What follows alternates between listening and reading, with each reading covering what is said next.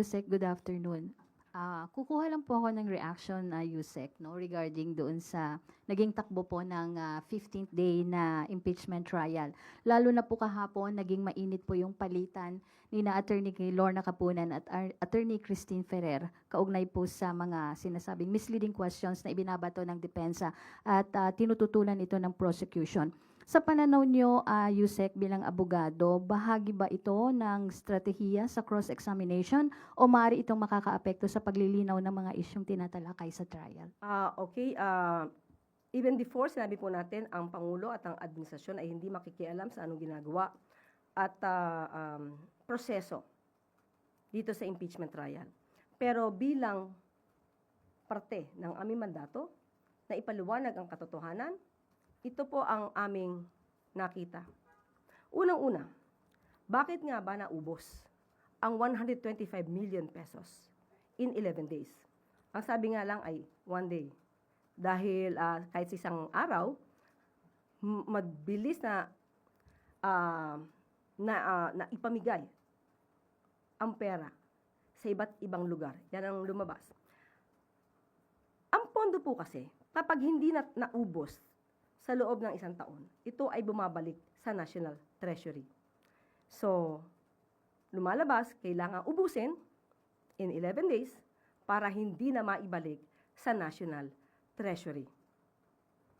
Pangalawa, dapat po natin tandaan, ang confidential funds, hindi dahil nandiyan ang salitang confidential, ay hindi ka na magre-report ng maayos. Kailangan ito ng mga resibo upang patunayan na talagang nagkaroon ng transaksyon, nagkaroon ng negosasyon, nagkaroon ng mga activities patungkol sa national security, peace, and order.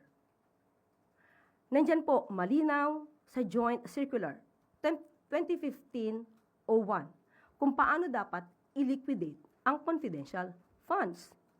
At pag sinabi natin confidential, maybe hindi mo agad ipapakita ito sa ICPAW, pero pag nagkaroon ng red flag, kaya nga nakalagay dyan dapat sa sealed envelope, nasa kustodiya ng agency, let's say OVP, para kapag may tanong ang COA, madali nyo mapapakita kung saan talaga ginastos ang pera.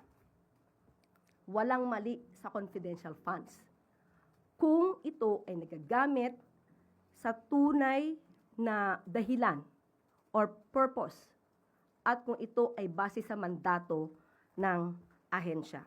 Nakita rin dito na halos ang tinanong sa hearing ay nagastos din para sa pagprotekta sa mga lakad ng vice presidente.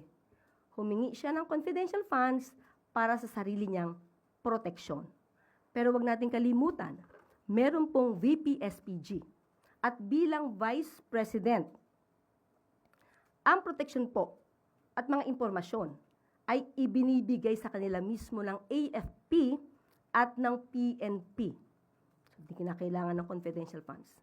Magkahiwalay pa, OVP at DepEd. So parang hindi nagtutulungan yung OVP at DepEd sa pagbibigay ng mga impormasyon. Dapat hiwalay. At patungkol doon